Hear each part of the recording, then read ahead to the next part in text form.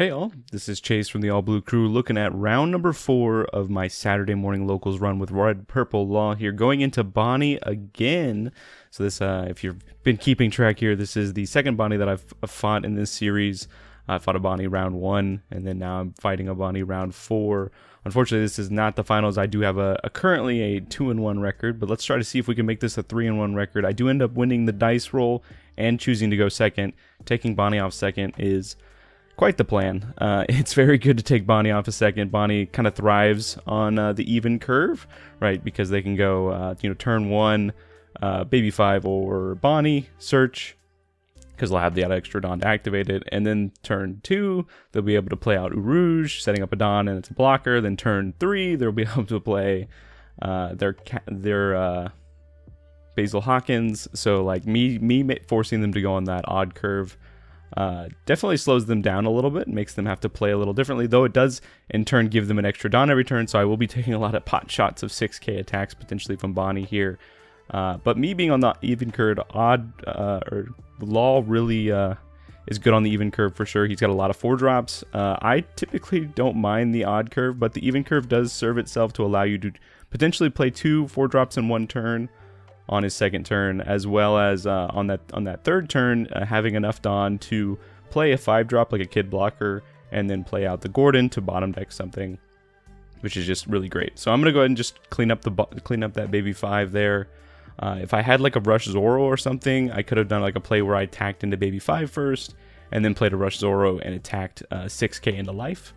Going really aggressive against Bonnie is pretty good, right? Because once Bonnie stabilizes, that matchup gets a lot harder for sure, because once they start to see back-to-back Hawkins, they go into the 10 Dawn Doflamingo, start resting down your board, the game gets a lot harder. So trying to push on early aggression is pretty good, though my hand is not the most aggressive right now, though my hand is very good at stabilizing for sure. So I've got Kid Blocker, Queen Blocker, I think I had a Raise Max in hand. I went ahead and put out a Gordon to threaten. I call it the threatening Gordon, right? A Gordon or a Raise Max into something like Bonnie. Usually in the later turns, it's definitely a lot better, but it's not as good like turn 1, because some variants of Bonnie do run the 1-cost 2k Scratchman of Pooh that can rest a 2-drop or less. I've actually had that happen to me before. I went first, played a Gordon on 1, passed. They play their 2k to rest my Gordon, and then attack 5 into it and kill my Gordon. That was pretty unfortunate, but I felt like I was in a pretty safe spot. Yeah, if they want to commit, a 2k from their hand to kill my Gordon, that's fine. I believe I had a backup in hand. Here, they play out the Cavendish, reset up some Dawn, swing 6 at lead. I'm just going to take it again, because my hand, again, doesn't have a lot of 2ks right now, and it has a lot of utility that I don't want to give up. I've got 2 Reijus in my hand, and a Kid, as well as that Trafalgar Law. This Bonnie player, though, is very smart. This Bonnie player is not going to go up to 7 cards at hand, so that Law blocker is never going to be able to get cards out of their hand, even though I have 2 of them here. So I'm just going to start out with a 7k lead. 7ks are great against Bonnie. Bonnie runs a lot of 2ks and blockers that block at 7k. Hawkins blocks at 7k, so 7k is pretty decent. So we swing 7k, and then they rest the rest of the Bon Clay. And then I'm going to go ahead and activate my Gordon, and we're going to go ahead and bottom deck the Cavendish. I do play that Kid Blocker after I swing. My tip for playing against Bonnie is always, with Law, you kind of have to attack first, right? Typically with Law, sometimes you want to attack last. You want to play out some things, disrupt their board. If they have blockers, bottom deck some blockers, and then just, start hitting them. But against Bonnie, you want to attack first, because I really didn't want that Kid Blocker to get rested, right? Every time you attack Bonnie and they have an open Dawn, they're going to rest something, and that Kid Blocker is very juicy. It's a very good card for Law, so I can definitely understand Bonnie wanting to take that out. So I instead just let the Bon Clay get tapped. Bon Clay is actually pretty decent in this matchup. It's decent in the fact that it can really put your opponent in a pickle if they can't kill Bon Clay, right? So if the opponent gets to their 8-drop Kid turn or their Doflamingo turn, that Bon Clay is immediately going to start attacking for like 8k or 10k, and it can be really scary. So early game, they're typically just going to rest it and try to kill it, right? It is a 1k attacker or a 1k on defense, so they can easily just overpower with their leader here. So opponent going to go up to their 7 Dawn turn. I could expect potentially a Hawkins this turn, as well as maybe a 6k and the Bon Clay. So opponent doing exactly what I think they're potentially going to do. Going to go ahead and send 6k into Bond Clay. Sitting here with Bond Clay, I'm like, Bond Clay is pretty strong card. I do have that 6k blocker. They don't have anything on board, and I know the only potential rush threat in most Bonnie lists is the Hody Jones. Hody Jones costs 7, so I don't have to fear it right now. So I'm gonna go ahead and just block with my kid, counter 1 with Zoro Juro, and then we're expecting a Hawkins. The opponent does count their Dawn, instrumenting that they potentially have enough, and then they just tap 4 and play out a new Rouge, and then they're gonna tap 2 and play out a Rosinante blocker, so that we can rest easy this turn. There's no Hawkins in play yet. But I'm going to tell you, I ignore Hawkins, right? So especially in the LoL matchup, if they play out a Hawkins, I don't even try to interact with it at all. I just kind of go over it. So I'm pretty happy not to see it this turn. I am on looks like 7 Dawn here. I do have 2 Ragers in hand as well as a Queen.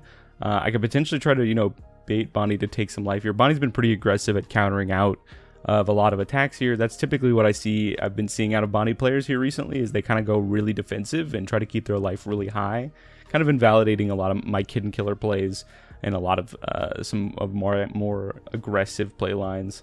So we're going to just start with a 6k at lead here. I always recommend attacking with your biggest body when you're playing against Bonnie and they have 1 Dawn up. I know that Kid blocker is going to get insta-rested if I attack with anything else. So I'm going to just swing 6k, and Bonnie's going to rest something, likely my blocker. Yep, they rest my blocker. And then I'm potentially just going to keep pressuring them here. They do end up taking the hit. Again, 3 cards in hand. They go up, going down to 4 life. And then potentially here what I could do is I could swing, potentially 7 at lead with my Bond Clay, copying the Rouge. That's a potential play here to try to get some cards out of hand. Additionally, I could play out the Reiju. I am at less Dawn than my opponent, so the Reiju will be able to draw me some cards here. Just thinking here what I want to do potentially. 7 Dawn's a great number to have with Law, right? Law, it's kind of the sweet spot, is like what 5 plus Dawn, right? Is when you can really do a lot of things. So we're just going to attach 1, and we're going to swing 6k, copying the Rouge's power, and 6k lead. Just gets a 2k out that might have come from life, could have also been sitting in hand that he didn't use earlier. And then here I'm sitting at 6 Dawn still. I could pressure I could pressure a 7k attack in the lead. I could also pressure a 6k and play out a blocker. It looks like I'm portioning out the 4 Dawn here to play probably one of my favorite cards in the deck. And the deck that really gives Law the gas it needs, which is that 4-drop Reiju. Obviously got to have the alt arts. Very pretty card. Actually, relatively gotten a little cheaper. I think people are afraid that the card's potentially going to get banned. And if you're watching this video after the potential ban list in August, and it does get banned, then womp womp, I am sad. But I honestly don't think that card should be banned. It hurts another deck. It hurts Reiju too.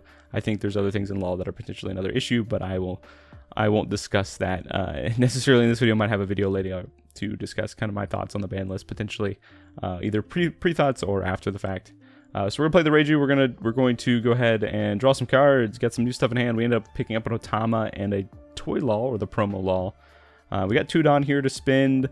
Potentially just considering a 7k swing at lead, but also might Dawn minus to bottom deck either the Rouge, right? I do have a Raise Max in play, or bottom decking the Rosinante, just in case next turn they're going to be at 9 Dawn. They could play out the 8-drop Kid, slap a Dawn on it, rest it, and now that Rosinante blocker is going to protect that Kid from potentially being KO'd.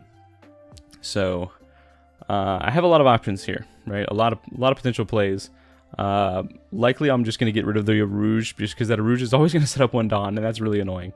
So we're going to go ahead and send 7k at lead, potentially trying to bait out a block from the Rosinante blocker, potentially, or just letting them take it. Opponent's very smart again. Opponent's just going to take it, go down to 3 life there, valuing that Rosinante blocker very highly. And I think what we're going to do here potentially is go for the Reiju play here. So yeah, eyeballing that Reiju. You're going to draw some more cards, get that hand full. So we're going to go ahead and activate Raise Max, and we're going to play it on minus 3,000 on that. We're going to go ahead and activate Law's ability. We're going to bottom deck the Rouge, and then we're going to play out another Reiju. basically just filling up the hand again. Nice thing about playing against a green is green doesn't have a lot of ways to hate your hand, right? You play against purple, you play against blue. You gotta be fearful. And I'm in my head right now, and I actually do a misplay here, and luckily my opponent's very astute and catches me here, because I don't even know what I was thinking. For some reason I thought I already like played out the Reiju for turn, but he's like, oh hey, you did that, and I was like, oh shoot, you're right.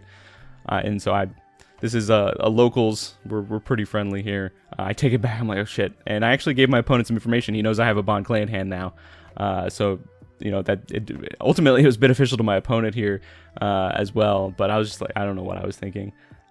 Sometimes, you know, LoL has such amount of play patterns in one turn, and sometimes I just get in my head. Obviously, you know, I wanted to continue to build a board, and my thought going after playing that second Reiju was, hey, you know, I want this Bond Clay to be stood up, because that Bond Clay can be threatening.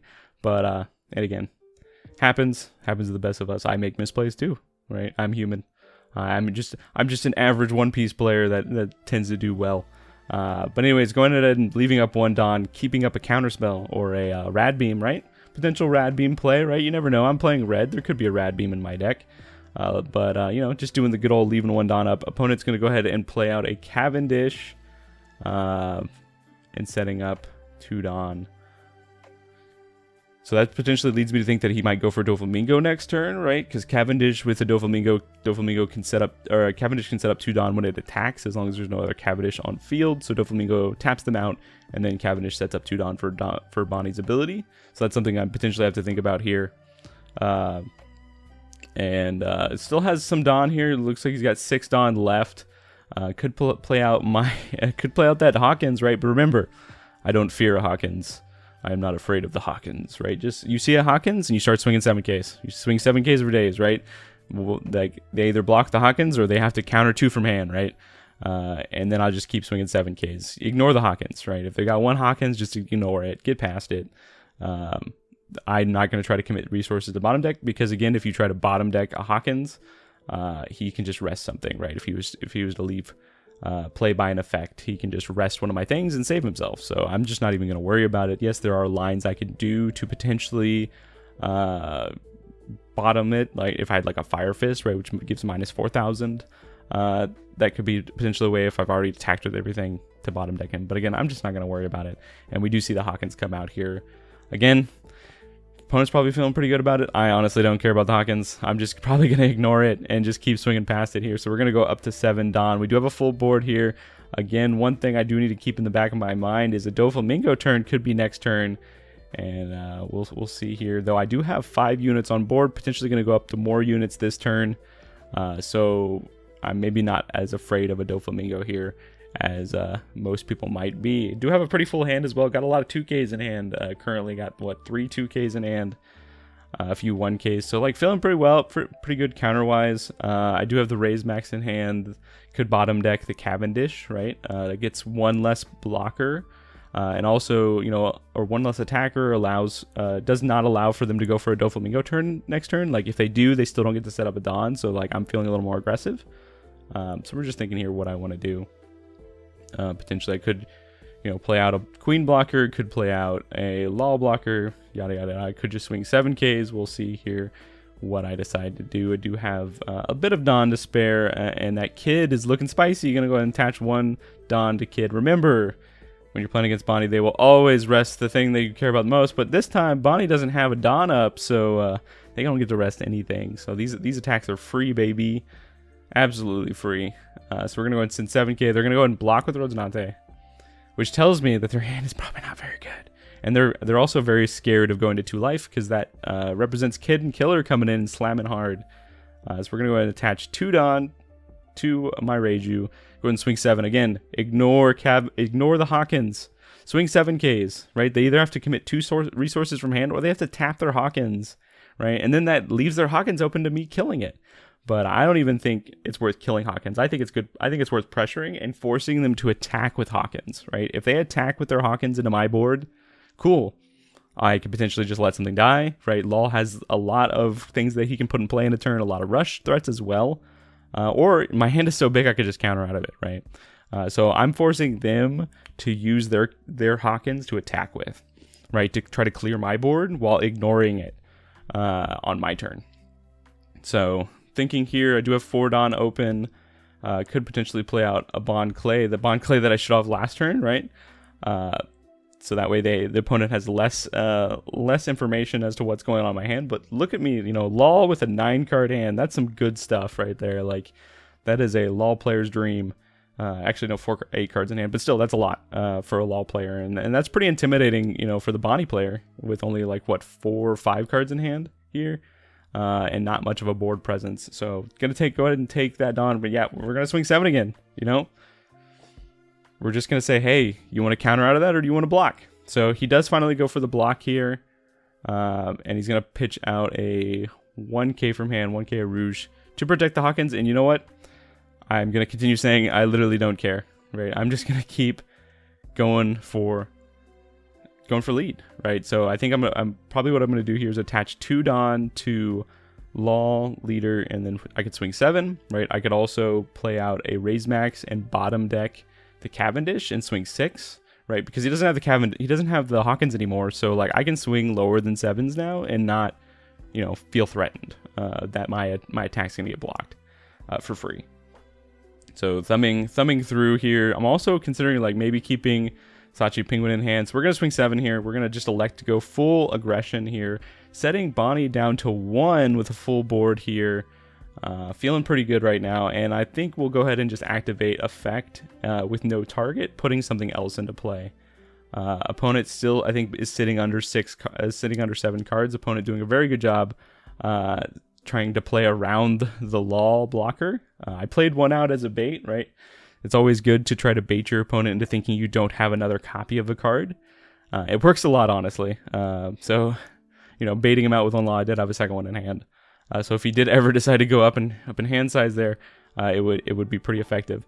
Actually, this turn, I'm just going to go ahead and just not do anything. So I'm kind of valuing the fact that he has to have Doflamingo or bust, right? Because if he doesn't have Doflamingo, I have a full grip that I can counter out of stuff with, potentially. As well as I'm going to be up to, looks like 9 Dawn next turn, right? When Law has almost a full board and 8+ Dawn, it gets very scary with the opponent because I can start threatening a lot of higher attacks. Looks like Doflamingo does come out. Doflamingo is going to rest my kid, a Reiju, and my Law leader. So that's a little unfortunate. And me leaving the Cavendish alive means that Cavendish gets a free swing, but also is going to set up some Dawn to allow Bonnie's effect to take off. And here is where I think I potentially make a mistake here. I commit a little bit of counter from hand to save my Reiju. Because in my mind, I was thinking, okay, cool, I'm going to have like 2 attackers. He's at 1 life. And I like completely missed the fact that he's just going to have Dawn up, right? He has Dawn up. So I literally only have 1 attacker next turn. I don't have any rush in hand currently, but my opponent doesn't know that. So in hindsight, maybe I shouldn't have used all this counter to protect the Reiju. But in my mind here, I was kind of forcing him to attack with the with his Hawkins here. Because again, in my mind, I was thinking, oh, I could try to go for lethal next turn. And so he's gonna go ahead and send 7. And man, I am like hellbent on saving this Reiju, right? My typical philosophy is if you counter out once, you better counter out all the rest, unless you have some kind of plan. Or you're trying to bait them into attack, because it's just a lot of resources that I'm committing for no reason, right? If you counter out twice and then let it die on the 3rd attack, like I just spent 2Ks to save something that ultimately didn't get saved. So looking back, I should have just let that first Reiju die, and maybe tried to save something else that he tries to attack into, just because potentially like Bonnie does have threats, right? Bonnie has Hody Jones, so if I block her up this turn, he could still potentially kill me. And that's something I started to think about as I went into this turn, and something I was not thinking about last turn, right? Last turn, I had blood. I was smelling blood, right? And I wanted to just, you know, try to defeat, you know, win the game this turn. But I completely, again, misstepped, going, oh, crap. Like, he's got a Bonnie. He's got the Bonnie effect. He's got a Dawn up. What have I done, right? And again, this could have all been avoided if I activated my Raise Max, played out my Raise Max last turn and bottom decked the Cavendish. Though I think I would have set myself to a lot lesser Dawn, right? So I would have been at 4 Dawn, If I played, the kid would have got me back 1, I would have gone to 5. I guess I would have gone to 7 Don, so it would have only been 2 Don down. But that's one play I could have made to make this turn a little easier for me, right? If he didn't have the Cavendish and he still played out the Doflamingo, I would have 2 guaranteed attackers and 7 Don to potentially try to kill him, right? But now I'm kind of in this awkward position where, okay, I can't kill him this turn. He has some threats, right? He's got a Cavendish, he's got a Hawkins. We now know that Hawkins can be turned sideways, right? Some opponents literally don't swing with their Hawkins ever, but this Hawkins did get a little feisty. So I did, you know, he's not going to be blocking this turn, but again, it doesn't matter because I don't have enough to finish my opponent anyways. Here again, you know, I'm just like, you know, we'll go 8 lead. And then, like, as soon as he does that, I'm like, oh, yes, yep, playing against Bonnie. Bonnie rests something. I, like, completely misstepped that. You know, playing a 10 cost character, like, just slipped my mind, right? But he's going to take it. He's going to go to 0 here, but I don't have anything, right? His fear right now is I just -3 and go Kid and Killer, right? -3 Kid and Killer, attach all my Don to it, and I'd potentially kill him. I did not have a Kid and Killer yet. And I don't think I even saw a single Kid and Killer this entire game, which Kid and Killer just makes the deck so smooth, right? Makes kill turns so easy, but I did not have it this turn. I do currently have 2 2Ks, 2 1Ks in hand. And I think what I'm doing now is I'm going, okay, crap. I need to start filtering my hand. I need to start dealing with the board, and I need to start like blockering up. So we're gonna go ahead and replace the Reiju by playing out the Raise Max. We're gonna -3,000 on the Cavendish. We're going to bottom deck it just to give him 1 less attacker next turn. And play out the Law Blocker from hand to try to stay alive here. And this is where that last turn where I countered a bunch to save that Reiju is starting to feel pretty bad. Leaving up that 1 Don to represent a Radical Beam that I definitely totally have and that I'm totally playing. If I had a Radical Beam right now, my life would be way easier. But I'm currently sitting with 5k counter in hand. And he's got some blockers, and if he slams down that Hody Jones, which he immediately taps 7-4, slams down that Hody Jones, taps both of my blockers, I now have an 8k swing coming at me, a 10k swing coming at me, and then 3 Don and 2 other characters getting attack. I currently only have 2 life and 3 cards in hand. This is scary. I am potentially dead here unless my life is the nuts. So we're going to go ahead, and he's going to swing 8k at lead. I think about taking it here. I really do. I actually do take the hit. And I'm going to think here, okay, it is a miss all Sunday. So we are going to just think about it, right? Miss all Sunday, I could trigger Miss all Sunday out. Miss all Sunday will not draw me a card because she needs me to be at 6 Dawn right after she ramps to draw me a card. If I was at 1 more Dawn this turn, she would have drawn me a card too, which is potential counter, but unfortunately she did not go up to 5 Dawn. I go ahead and I'm a little sad. So first life is nothing. 10k lead. I have to take it. It is a 2k. My hand now has 2k, 2k, 2k, 1k, I think, like that. Yeah, 3 2ks and a 1k. He's gonna swing 10k at lead, and I'm gonna go boom 11. Law did not expect me to have 3 2Ks in hand. Honestly, my life, that being a 2K, honestly saved me the game here. He's going to swing 5 at lead. There's my 1K. And that pretty much seals the deal for the game. I managed to counter out of everything. I have a full board here. I have 7 Dawn to work with. No cards in hand, but honestly, he's got no blockers. So, like, it doesn't matter. I can just slam a bunch on 1 character and kill him. He does have 5 potential cards in hand. We're just going to go ahead and I'm never the guy to just stack a bunch of Dawn on something. I like to continue to pressure, right? So we're going to go 7k lead. That's 3 1Ks in hand. Then we're going to finish the game off with a 10k lead. That card in life was clutch. If I didn't have that card, I definitely would have lost the game. I had exact counter to win the game here. And again, my biggest misplay was saving that Reiju. I got rid of, what, 3 2Ks from hand to save that Reiju. If I didn't save that Reiju, I definitely would have, you know, not been doing as well. He does show he had a Zoro in hand, but he just never had a good window to play it. And I did end up revealing a Kid and Killer off the top of my deck, like if I had another turn after that one, but it didn't matter. So that is the finish here. I ended up finishing 3-1 in the locals. Pretty good run with Red Purple Law. Pretty interesting duplicate matches. You know, double Bonnie, double Dofi. But we're able to just, you know, win that game just hanging on by the edge of our seat, and just a very good game. So with that, we'll see you next time in the next series. Thanks for watching, everybody.